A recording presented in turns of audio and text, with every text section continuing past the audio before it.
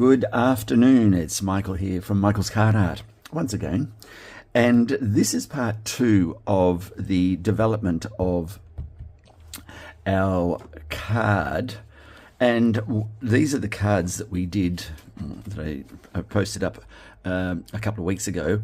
And so what we're doing in today's session is we're going to now show you, or I'm going to show you how I colored the foliage for the for this project. And one thing you will notice is that not every leaf has to be green. In this case here, we've certainly got some green elements, but we've also got some tones of grey, and you'll notice that grey is very prominent in this particular card.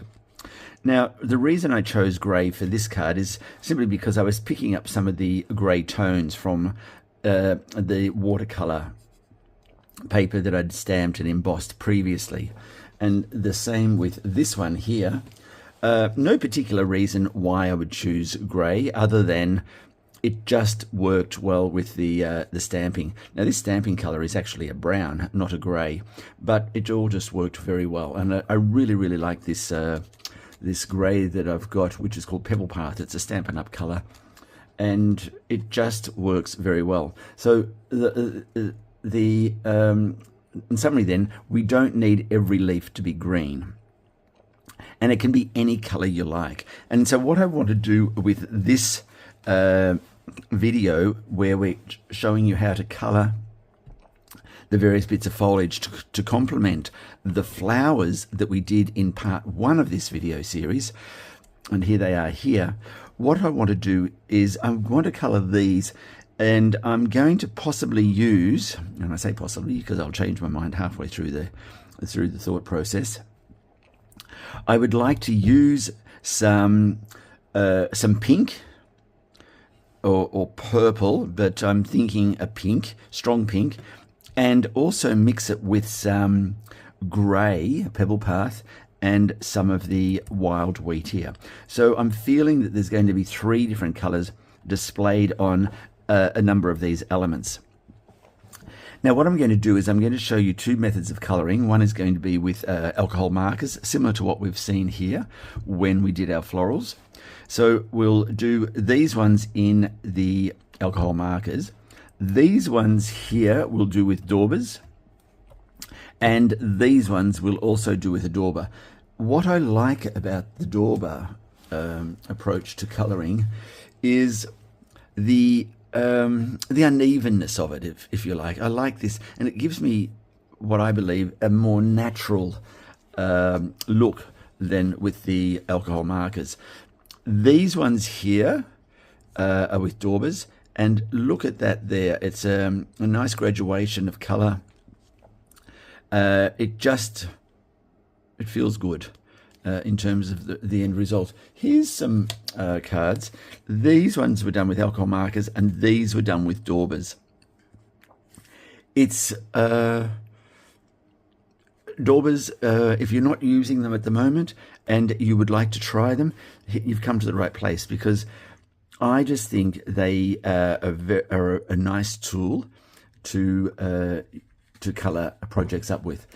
This is a card that I found not too long ago. I made it a long time ago, but this is done with daubers and also with a spritzer.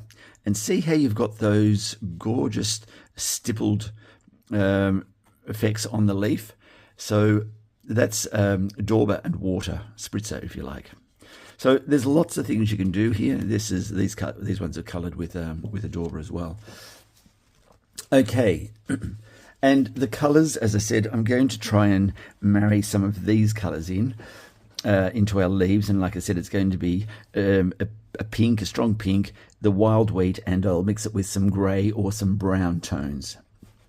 Okay, normally what I would do is I'm doing this whole video series in reverse. So normally what I would do is I would create the background, and here's an example of one I've done in the past. So this is a sheet of watercolor paper. What I did first was I cut it to size, Then I've done a wet on wet. So that what that is I've applied I've applied water to the whole of the watercolor paper. I've then applied color in a variety of ways, and we'll do that in the next video to show you that. And then when it's completely dried, what I've done is I've done some embossing, as you can see possibly there, some embossing, that's the white stuff, and the butterfly. And then when that was dry, I've then done some overstamping so that you get these different techniques. So, and when I've done that, that's when I decide, all right, what's the color of my flowers? What's the color of my foliage? But what we're doing is we're doing this process in reverse. I wanted to get you familiar with the flowers, then we'll go with the foliage, and then we'll create a background, and ideally the background will complement the work we've done with the flower and the foliage. So we're just doing it in reverse order. All right, so enough of me rabbiting on. Let's get into colouring these now, and I'll bring up the colours. So with the alcohol markers, you're familiar with these ones. That's the wild wheat. Here is the pebble path, and I said a strong pink, and so I'm going to go with this Rococo Rose. Oh, sorry, I picked out the wrong one. I love this colour, and it's an obsolete colour now, or retired colour, but I think those three colours will work very well with the foliage. So we're going to colour this one up first using the markers. Same process. I'm recommending we start the colouring from the base of the leaf, and in that situation we'd have our stronger colours first, and I'm going to go with a light pebble path. Now, how do I do this? It's just gentle strokes up and into the leaf. As you can see here, there's no lines to cover, to stay within, no borders. But so I want an uneven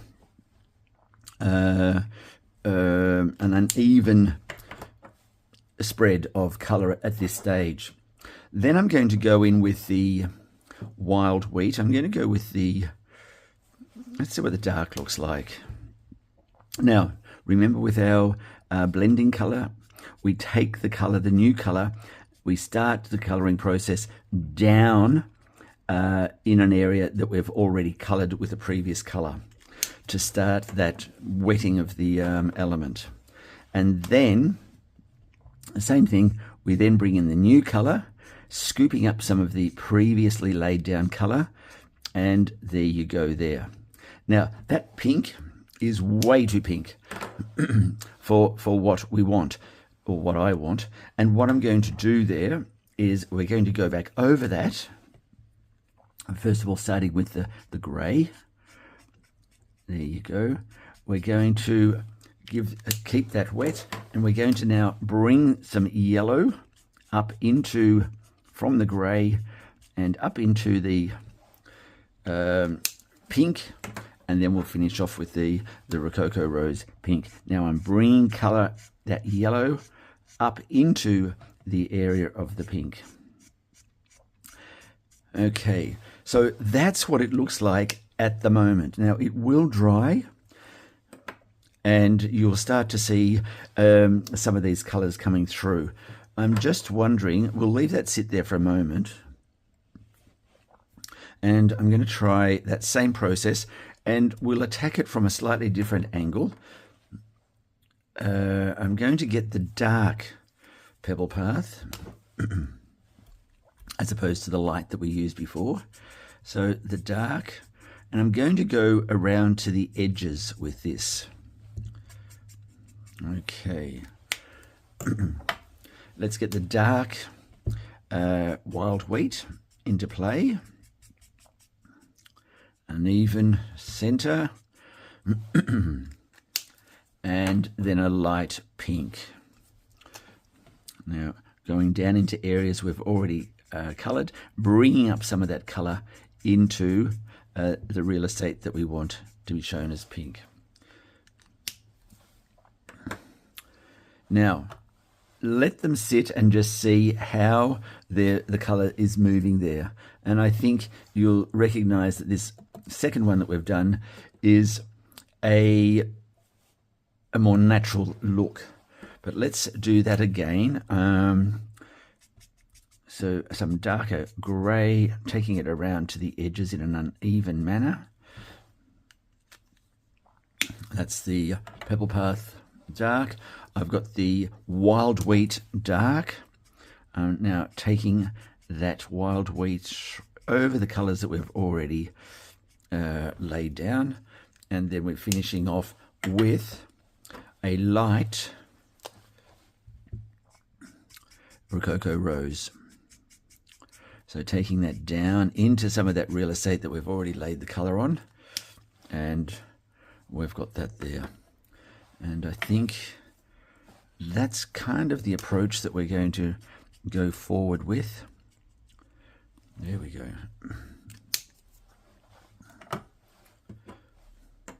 All right, I'll just move those colours out of the way that we don't really see ourselves using.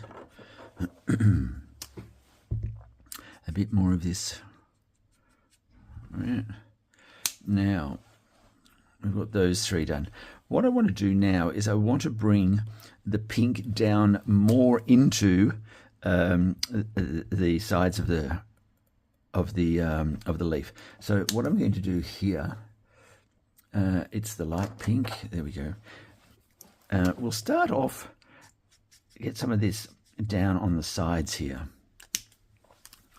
We've got our grey, dark Pebble Path. There we go. Taking it through onto the stem and bringing the colour, the wild wheat, up over the real estate we've already coloured, not obscuring that whole level of pink, just leaving a little bit there and seeing how we go here. There we go. And we're going to have some pink tones more so down into the leaf itself. And I'm just seeing how that looks in comparison to, yes, I think it can work very well. These pink tones, if I go with all of these in situ, then I feel that these ones will be, I'll change the colour a little bit, have more intense greys in that space, and wild wheat, and less of the pink. Okay, let's see how this goes. Just a little bit of grey.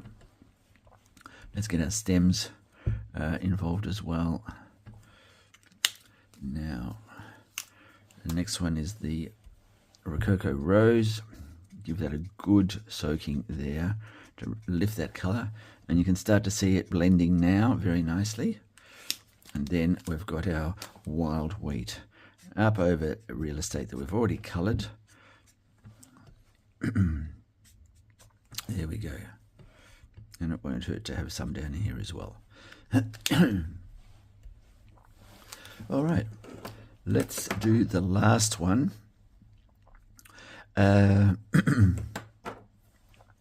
Let's give this one a prominent wild wheat colour. Okay, up into the centre now with the grey, and I want the light grey on this one now. Here we go.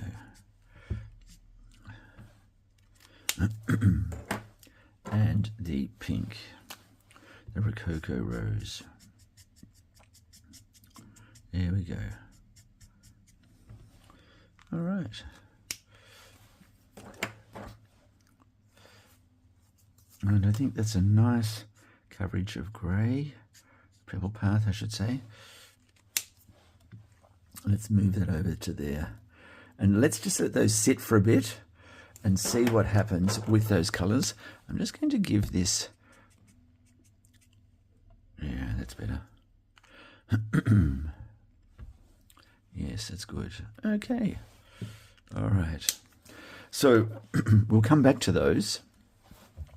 And what we're going to do now is we're going to move on to the colouring of some of this foliage. And to make life easier, I'm going to work in this space here with these guys. And what we're going to do here is grab our ink pots. Now, I think that's enough pink tone with our foliage there. I want to go with tones of brown and a pebble path here, and that, yellows and pebble path. So I'm going to start with the pebble path on this particular leaf. So as I've said before in a lot of my videos, this is a pretty brutal affair when I'm colouring elements.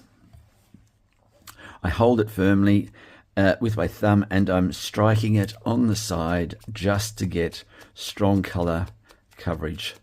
And it might be strong at the base when I strike it, but you'll see that it fades off towards the centre. And that's because I've got my thumb there stopping it, the colour from being drenching the whole element with a specific single tone of colour. Now, the best thing you can do if you want to adopt or to experiment with this colouring style, just get some old offcuts and get them into your thumb. You may want to put some gloves on. I work with gloves all day with my job as a personal care assistant for aged, and I like my hands to breathe, and so sometimes I don't mind having this bit of colour. It washes off very quickly.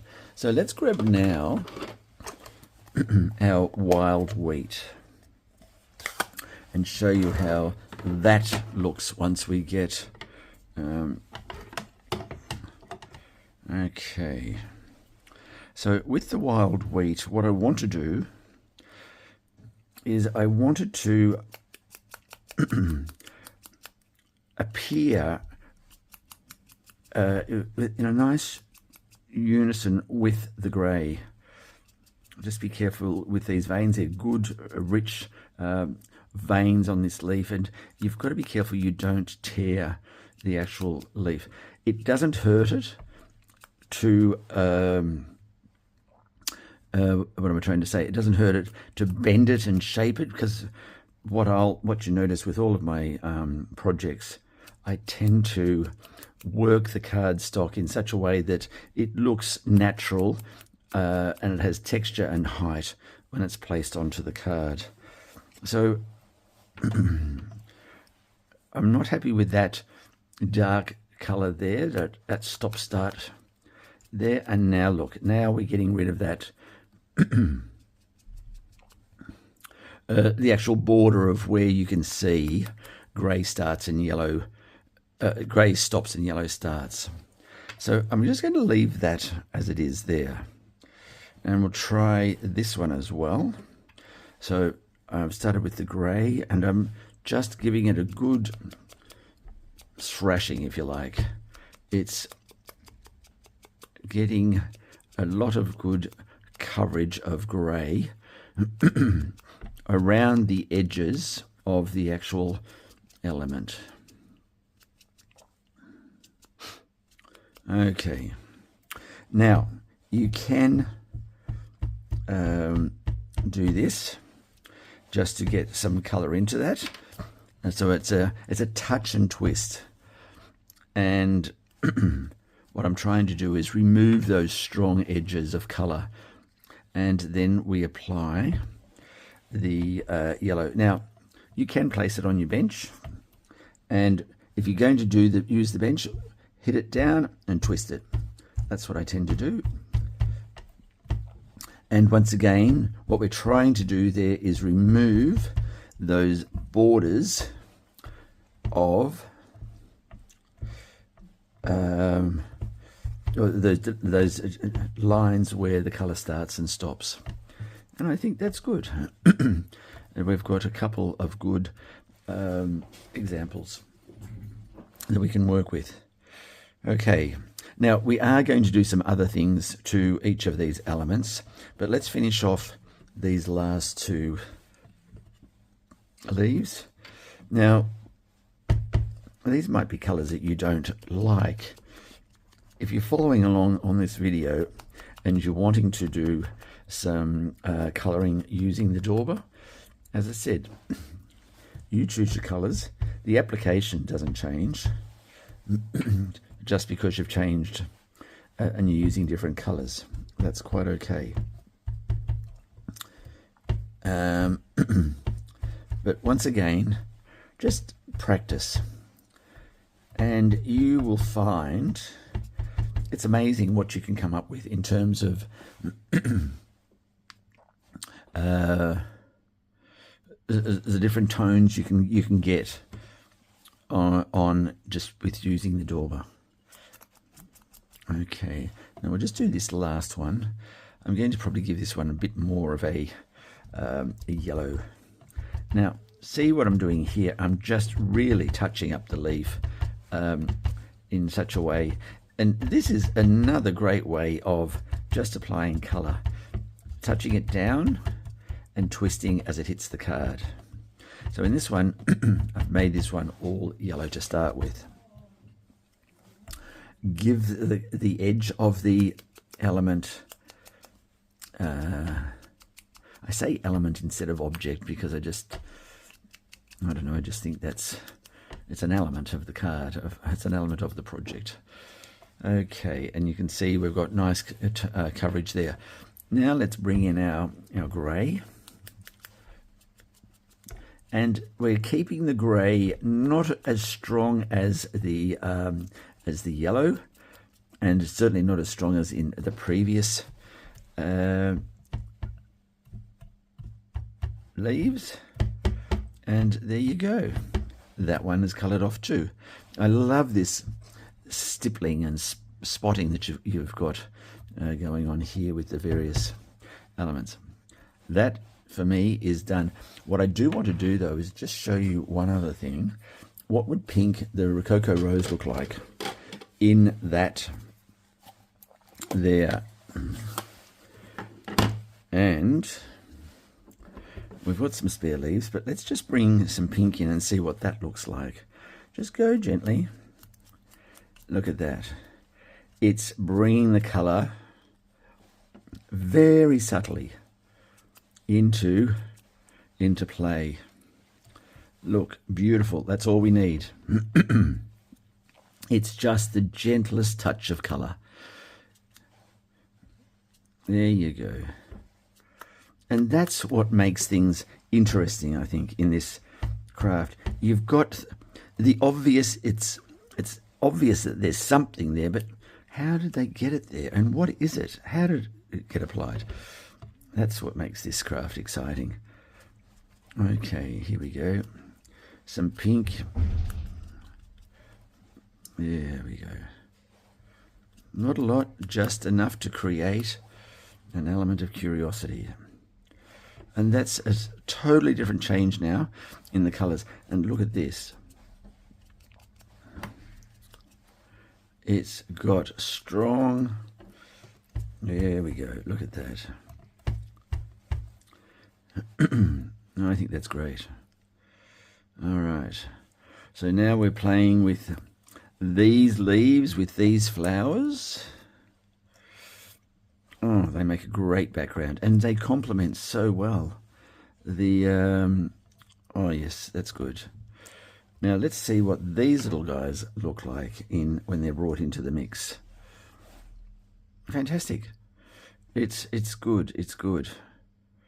So we haven't really decided as to what foliage is going to be brought to play, but we've already got some exciting elements happening there already.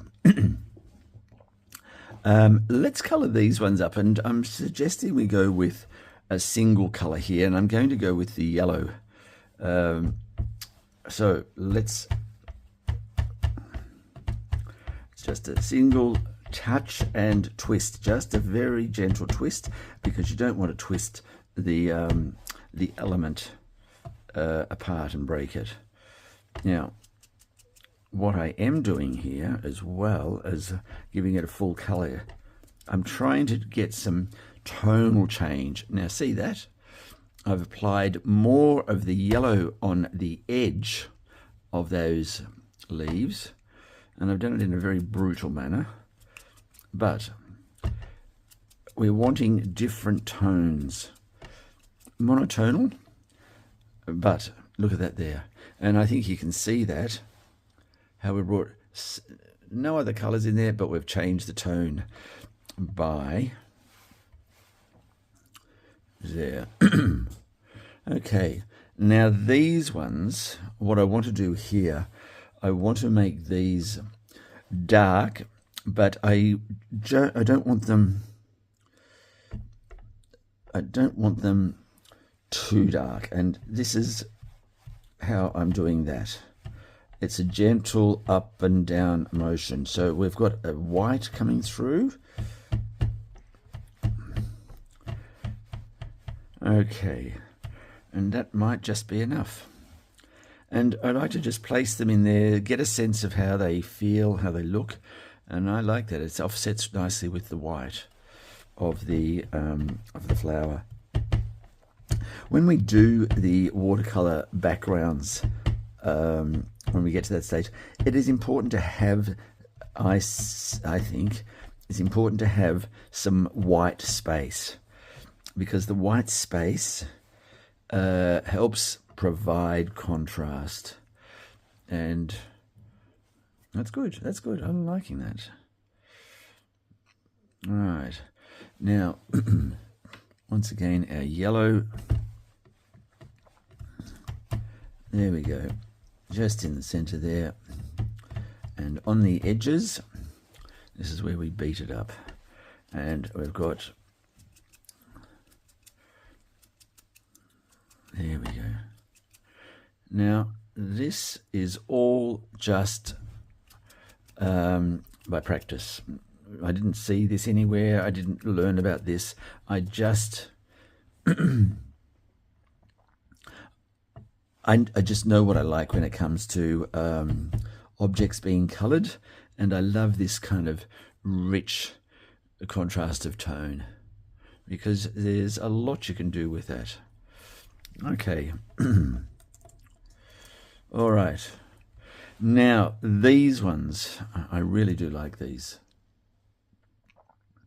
and the color I want to do these is probably, I'm going to go with the brown. Let's just see what that looks like. I'm going to just close up these pads here for a minute.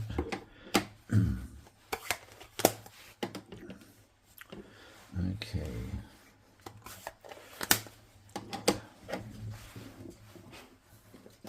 And I'll just wipe this out. Now, I'm sure some of our very experienced crafters will be able to see. Just bear with me a moment. Okay, I'm sure some of our experienced crafters can see, just with the collection of foliage and leaf work that flowers that we've got here, they can start to see imagine what an arrangement of this sort could look like in their mind's eye. And I'm thinking here, I did say brown, but I'm now going back to my grey thoughts. Or do I put some green in here as well? Right, okay. No, I think I need to go with the grey.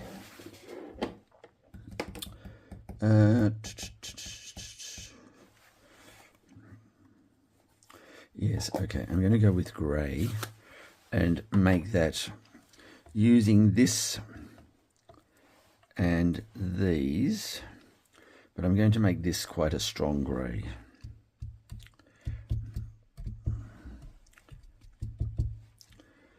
Okay, now see these veins on this leaf here? I think they're fabulous, and so I'm not going to make it a strong grey. What I'm wanting to do here, I'm going to emboss. Yes, that's good. I'm going to emboss these. In fact, I'm going to emboss a few of the leaves. Here we go. Here we go. I'm going to try something that I've not tried before, so just watch this space for a sec. Okay. All right, we've got this going on nicely. All right.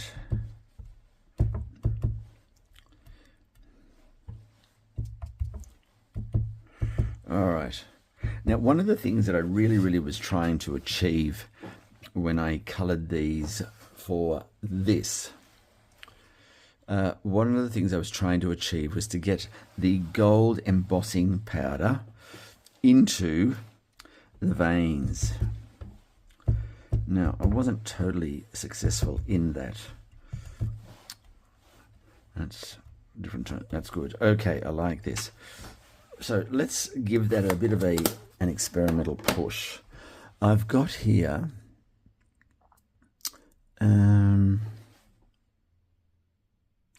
I wonder how this would work. If I take this, okay, all right, if this is successful, I'm not going to make you sit through all of this, but what I am going to do is, we'll see, so we'll start with this one first. Now, what I'm going to do, I'm going to wet this as much as I can. There. There. There. See what I'm doing? I'm just wetting the veins as much as I can. And hopefully that little bit of Versamark that goes in there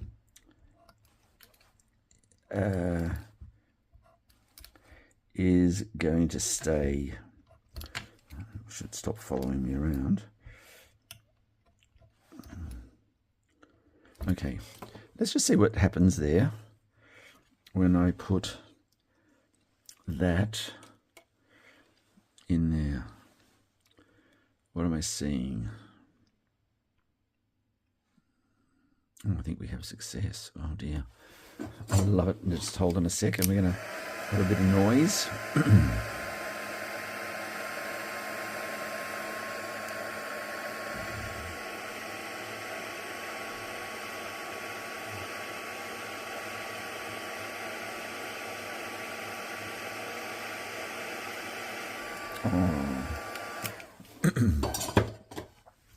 That is fantastic. Look at that.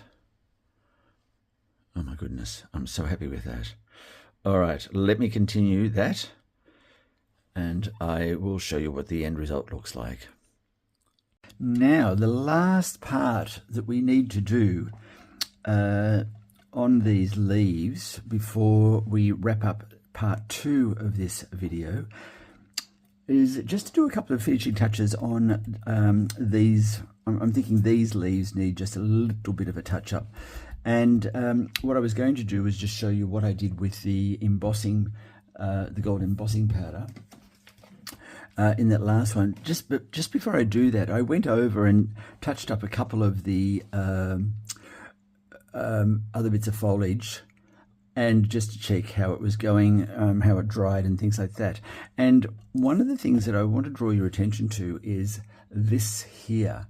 So this is different from what I've done before in terms of gilding. And this has such fabulous definite veins in its leaf structure that I wanted to just play around with this. Now, I've tried a number of things.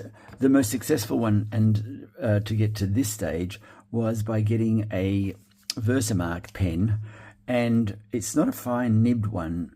Unfortunately, I wish it was a little bit finer. And I just slowly painted it into the grooves, and then dipped it into the gold embossing powder, and it's come up like that. And I think that's quite stunning. So I just touched those both up in the break, and I also wanted to draw your attention to something. If you didn't have any embossing, any Versamark, you can apply embossing powder to an element without the Versamark. You just have to heat it in a slightly different way, and it gives you a slightly different effect. However, here it is here. So what you would do is, normally what we do is we stamp the object with Versamark that we want to have the embossing powder stick to. We then put it into the embossing powder, and then we heat it directly onto the element where the embossing powder is. With this approach, if you don't have any Versamark, well, then what you can do is get the object. Let me show you. It's quite a... I only just discovered it myself just very recently. And I'm looking for... oh, here they are, here. Me and my OCD-ness, I clean up, and before you know it, I can't find anything. Okay, so what I'll just show you a way of doing this. I'll just get stamp. And I'm not advocating this way in any way, shape or form. I'm just saying it is a way to get you out of a bit of trouble if you don't have any, what do you call it? Versamark. Now, I haven't thought this part of it through very well, but I'm going to say the first approach is this. Just get the embossing powder and sprinkle it onto your element. There's no real structure about that, and what you would do is heat from underneath. It's a random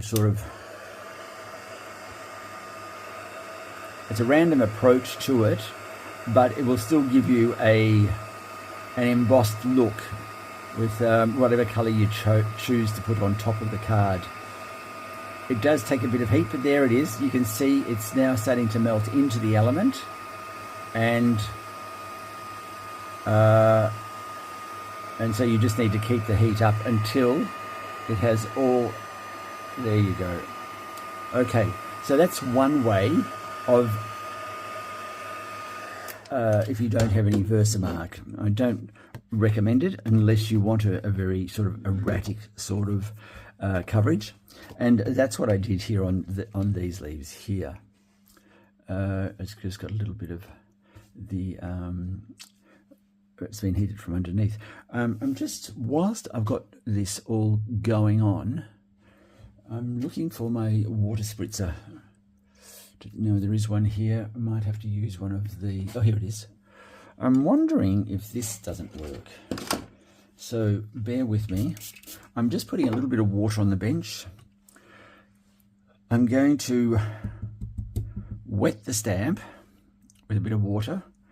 And I don't know that this is going to even be successful, but it's now my curious mind. And I'm going to place the stamp, the moistened stamp. Actually, take that off, that water. I'm going to place the dampest, the very lightly damped into the embossing powder. And that just looks like a hot mess. But I wonder if when I stamp it down there, what's the shape I get? Just another hot mess. Yes, no. So just go with that one approach where you stamp from underneath. What I was trying to do was see if I could stamp with... Oh, I wonder.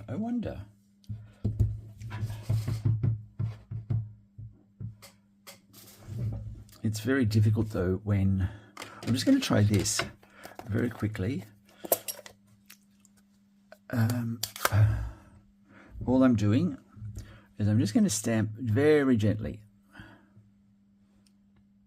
Okay, onto the stamp set. And then I'm just going to very gently into the embossing powder.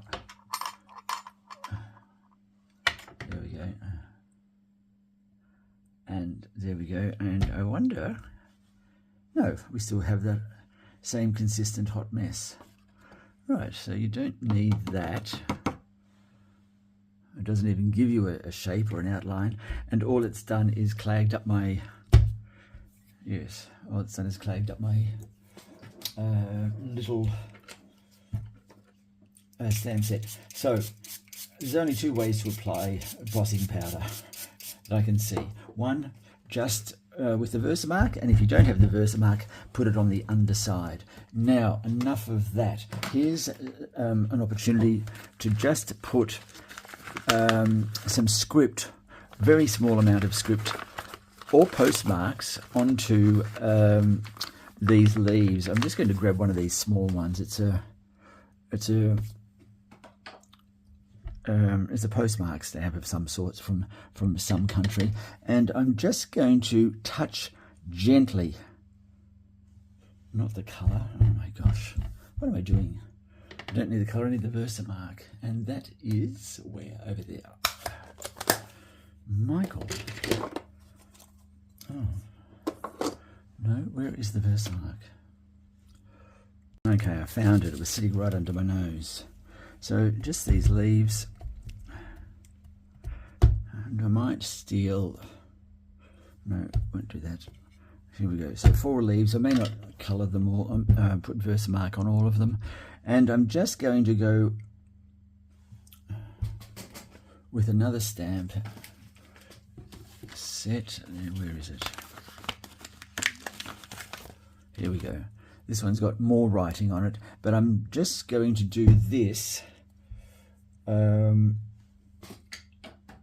a stamp block, but I don't want the whole leaf to be stamped, if that makes sense. So what I'm going to do is I'll put Versamark onto this, and then I'm going to probably fold this around my finger so that the stamping only occurs on that round. There we go. Place it into the ink, into the powder, and there you go there. And let's just see what that looks like.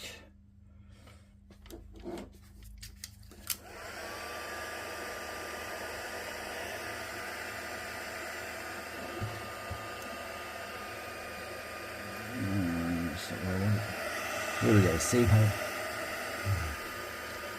Move that over so you can see that. There we go. And very quickly you can see the fine bit of text coming up on the leaf. It's just a touch. It's really just an effect. So let's do those, and we can finish this off now. So that's one done. So I'm just rolling it over, rolling the leaf over, and pressing it into the Versamark and dropping it into the powder. I'll do that one more time. And we're just curling it over and into the Versamark, and I think the last one. And I'll just straight in like that. Okay. I don't think we need any other gold, and we can always come back and make any adjustments that we see fit based on what is based on what the watercolor looks like on our watercolor paper.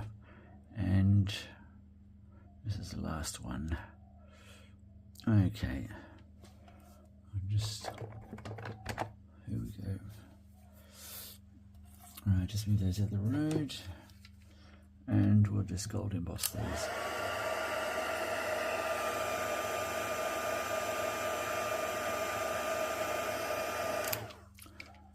In fact, I don't like embossing over the glass mat. I don't know why. Maybe I'm not doing any harm, but I just feel I'm inviting trouble with the extreme temperature that comes out of this hot gun for the various embossings. There we go. Oh, and one thing I will suggest when you are embossing something, I should have done this and I wouldn't have been concerned. What I recommend is when you're embossing something, lay it on a piece of cloth, and you won't have too much trouble in it staying there on the cloth. You're usually reaching for something to hold it down, but with this little hack, you don't need to necessarily hold it down while you are embossing it. And there we go. There's our 4 sheets, 4 leaves with just the finest of gold embossing on them. I'll get those out of the road. And there we are. We have our foliage that's coloured and embossed, and certainly looking a little more different than before. I think what we'll do on this one is we're going to have maybe 3 islands of florals, and each flower will hold out its own. Will be a self-contained little island of foliage, if you like. And we'll bring that all together once we've got our water paper done, which will be shown in the 3rd and final video. Okay, so let's quickly just do a quick recap. So we blended the color onto these leaves, and once we'd blended the color, we set them aside, and then we've come back and we've embossed them with some text, just very, very lightly. So that's those ones. These ones here, we embossed them.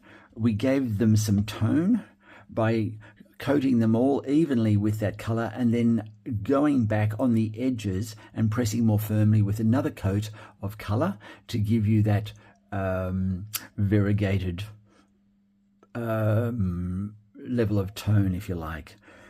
Now these ones, these ones I don't think were, these ones were daubered, and these ones were blended with the alcohol markers. Now you might be able to see a bit of a difference. This is the blending side, and this is the dauber side.